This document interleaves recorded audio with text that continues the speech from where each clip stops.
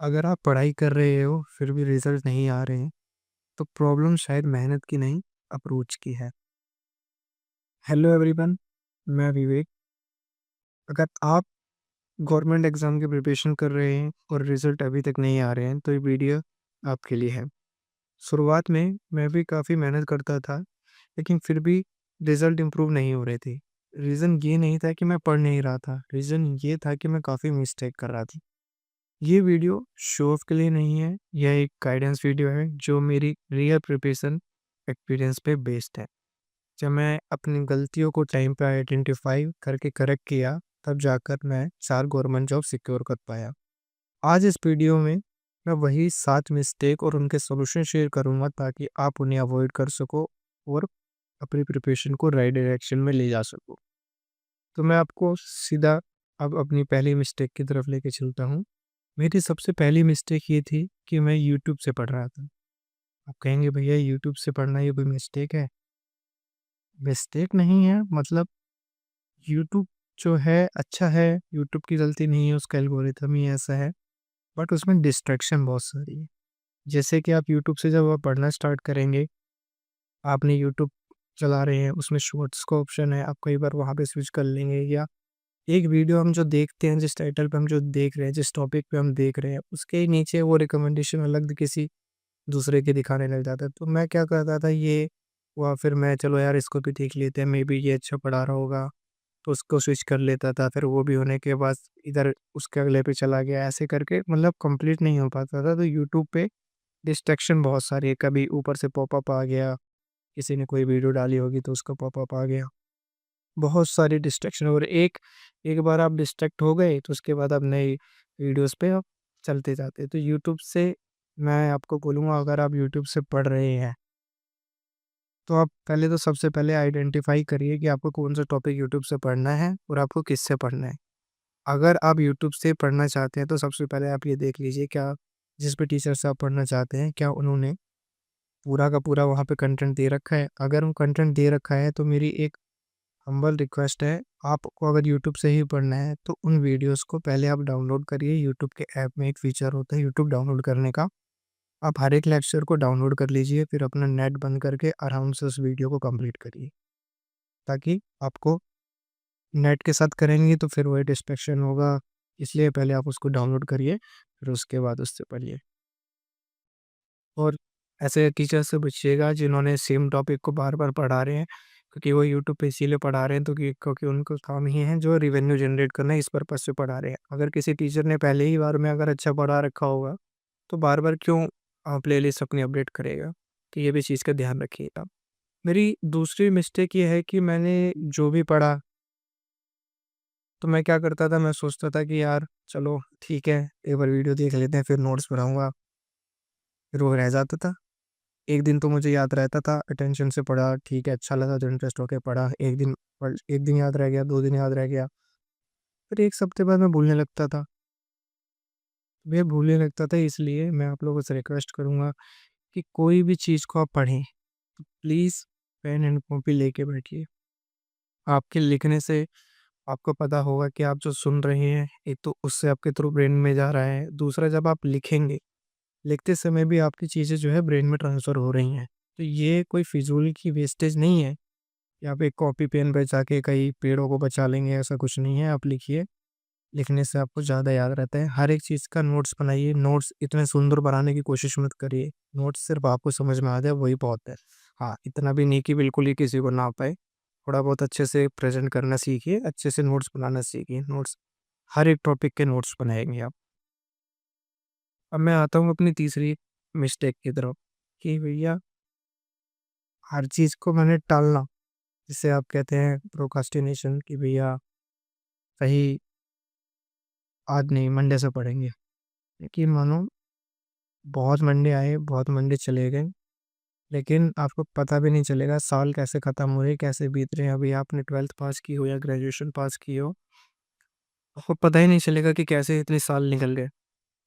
आपने एक बार तैयारी स्टार्ट करी, क्योंकि आपको इनिशियल फेज़ में तो आपको एक्सपीरियंस लेने में ही टाइम चले जाता है। और किसी ने कही है कि those who learn from the mistake of other, they will go far. हम जो दूसरों की मिस्टेक से सीखते हैं ना, वो जीवन में ज़्यादा आगे बढ़ते हैं। तो मैं आपसे ये कहना चाह रहा हूँ कि देखिए, टालिए मत किसी भी चीज़ को। आज करना है तो आज कर लीजिए, कल पे टालेंगे तो फिर वो कल जो बोलेंगे फिर वो कल पे चला जाएगा। इसलिए आज का आज पे ही छोड़ दो। आज ही करिए, अच्छा रहेगा। ये मेरी तीसरी मिस्टेक हो गई। चौथी मिस्टेक अगर मैं बात करूँ तो मेरा ये था कि मैंने पढ़ लिया, ठीक है, मैंने नोट्स तो खाली कम ही बनाए, फिर भी अगर मैंने थोड़े बहुत नोट्स बनाए, तो मैं क्या करता था, अब उनको रिवाइज़ नहीं कर पा रहा। भाई रिवाइज़ नहीं कर पा रहा तो मैं क्या करूँ? रिवीज़न तो आपका ज़रूरी है ना। आपने जो भी पढ़ा आपने रिवाइज़ नहीं किया। बिना रिवाइज़ करे क्या करोगे? आप अपना रिवाइज़ करिए, रिवाइज़ करने के बाद आपको करना चाहिए कि उसको थोड़ा-सा, तो चीज़ों को आप रिवाइज़ नहीं करेंगे तो आप कैसे एक अपने आप को मतलब चीज़ों को रिटेन कर पाएँगे? रिवीज़न बहुत ज़रूरी है, हर चीज़ का रिवीज़न करिए। आज आपने पढ़ा, 1 हफ्ते बाद सैटरडे संडे चाहे ऑफ ले लीजिए, आप रिवाइज़ करिए। उस चीज़ को रिवाइज़ करेंगे तभी वो चीज़ आपको लॉन्ग टर्म के लिए याद रहेगी। मैं कह रहा हूँ कि जब तक आपका एग्ज़ाम क्लियर नहीं हुआ, तब तक आप जो भी चीज़ें आप पढ़ रहे हैं, उसको रिवाइज़ करिए, बेटर रहेगा। Please try to understand. मैं आपको अपने पर्सनल एक्सपीरियंस से बता रहा हूँ। अब मैं आता हूँ अपनी 5वीं मिस्टेक पे ही। मैंने 5वीं मिस्टेक क्या करी, मेरी 5वीं मिस्टेक ये थी कि मैंने पढ़ भी लिया, सब कुछ करने लगा, सब तक ठीक है, धीरे-धीरे सारी चीज़ें हो गई, बट क्या मैं अपनी जो नॉलेज है सीधा अपने मेन एग्ज़ाम में ट्राई करूँ? या वहीं पे बैठ के मैं करूँगा कोशिश, जो भी मैंने पढ़ा है देखता हूँ मुझे कितना आता है। ये पहली बार में तो मैंने भी यही सोचा था, अरे ठीक है यार, क्या मॉक दे के क्या होगा? सीधा रियल एग्ज़ाम में गए, तो वहाँ टाइम मैनेज ही नहीं हो पाया, क्वेश्चन ही अटेम्प्ट नहीं हो पाए। तो इसलिए मैं कह रहा हूँ कि आप मॉक टेस्ट दीजिए।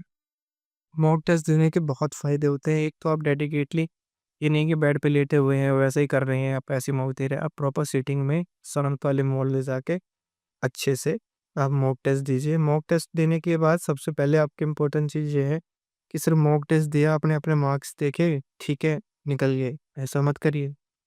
मॉक का मतलब है प्रैक्टिस। आपने जो दिए, ठीक है, जो क्वेश्चन आपके सही हुए, आप उसके भी सॉल्यूशन देखिए। क्या आपने जो अप्रोच लगाई, जो आपने टाइम लगाया, क्या कोई और भी है जो उसको कम समय में कर पा रहा है या दूसरी अप्रोच है? एक क्वेश्चन को करने की कई सारी अप्रोच हो सकती हैं और आपकी अप्रोच सही है या नहीं है, आप वो सॉल्यूशंस देके करिए। और जो क्वेश्चन्स आपसे गलत हो रहे हैं, उनको तो आप डेफ़िनेटली उनके जो सॉल्यूशंस होते हैं, उनके ऑप्शंस होते हैं, उनको एनालाइज़ करिए। उसके बाद मॉक टेस्ट को एनालाइज़ करना बहुत ज़रूरी है और करना चाहिए हर किसी को, जो कि जनरली लोग नहीं करते हैं। आप अपने मार्क्स देके या मार्क्स आपके कम आ जाते हैं, तो आप मॉक देना बंद कर देते हैं। आप कोई भी टॉपिक पढ़िए, हर एक टॉपिक वाइज़ भी मॉक अवेलेबल होते हैं, सेक्शन वाइज़ भी होते हैं, पूरा पेपर भी होता है, पूरा सेक्शन के अलग-अलग भी होते हैं। तो आप उसके ज़रूर दीजिए मौका। पर अगर मैं बात करूँ कि मेरी जो छठी मिस्टेक थी, वो थी कि टेलीग्राम। टेलीग्राम पे मैं अक्सर क्या सोचता था कि जैसे कोई भी कंटेंट है, आप ऑल यू अवेयर दैट कि टेलीग्राम पे फ्री रिसोर्स है, फ्री लेक्चर्स पड़े हैं, चलो देख लिया।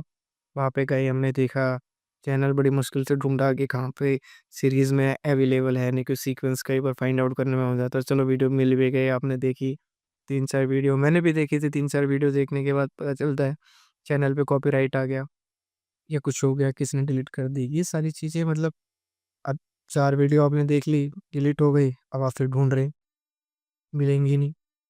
ये मिल भी गई तो पुराना बैच मिल रहा है, लेटेस्ट अपडेटेड नहीं मिल रहा है कुछ। हालाँकि ये सारी चीज़ें इल्लीगल होती हैं, जो भी टेलीग्राम वगैरह पे किसी के लेक्चर्स आप डालते हैं या कोई भी व्हाटएवर जो भी डालता है, तो वैसे तो नहीं डालना चाहिए, लेकिन अगर आपको कहीं से मिल रहा है, जो भी मिल रहा है, तो आप उसका यूज़ कैसे करेंगे, मुझे नहीं लगता वो एक सही तरीका है। क्योंकि आप वही वहाँ पे आपने कुछ लेक्चर्स देख लेंगे, फिर पता चलेगा हो गया। तो इससे बेटर है कि आप किसी का बैच खरीदिए। आप बैच खरीद नहीं पा रहे हैं तो यूट्यूब से पढ़िए। यूट्यूब से मैंने बताया जैसे डाउनलोड करके पढ़ सकते हैं, तो वहाँ से भी पढ़ सकते हैं। बहुत अच्छे-अच्छे टीचर्स हैं, उनके थ्रू पढ़िए, या आप 1-2 दोस्त मिलके बैच ले लीजिए। आजकल तो बड़ा मिनिमम फ़ीस हो चुके हैं, ऑनलाइन जब से आए हैं बहुत मिनिमम फ़ीस हो चुकी है, तो आप वहाँ से भी बैच लेके और बैच से पढ़िए। वहाँ पे डिस्ट्रैक्शंस नहीं होती, कंप्लीटली आपको नोट्स भी मिल रहे हैं, सब कुछ मिल रहे हैं, प्रैक्टिस शीट भी होती है, तो उससे एक आपका स्मूथली चीज़ें चलती रहती हैं। ये मेरी 6 मिस्टेक हो गई। अब मैं आता हूँ अपनी 7वीं मिस्टेक पे। अब मेरी 7वीं मिस्टेक जो थी कि मतलब मैं सोचता था कि यार मेरे पास बहुत टाइम है, ठीक है यार, अभी तो 6 महीने हैं पेपर में, 1 साल है पेपर में, 1 साल पहले तो कौन ही पढ़ पा रहा है, नहीं पढ़ रहा, 6 महीने पहले जब नोटिफ़िकेशन आती है तभी लोग अटेंटिव होते हैं। तो आप देखिए, जब नोटिफ़िकेशन आएगी तब पढ़ने बैठोगे, तो भैया कभी नहीं होना। आपको पता है कि अगले साल अगर एसएससी सीजीएल का कैलेंडर जैसे कि अभी जारी हो चुका है, आपको पता है कि आपका एग्ज़ाम जून में होना है, अभी जनवरी है, अभी भी स्टार्ट करेंगे तो बहुत टाइम है। तो एटलीस्ट आप 6-7 महीने पहले जिस भी एग्ज़ाम की टारगेट कर रहे हैं, तो उसके 6-7 महीने पहले से पढ़ना करिए और हर एक टॉपिक के लिए, हर एक सब्जेक्ट के लिए डेडलाइन दीजिए। बिना डेडलाइन के कुछ नहीं होता, हमेशा काम पेंडिंग रह जाता है।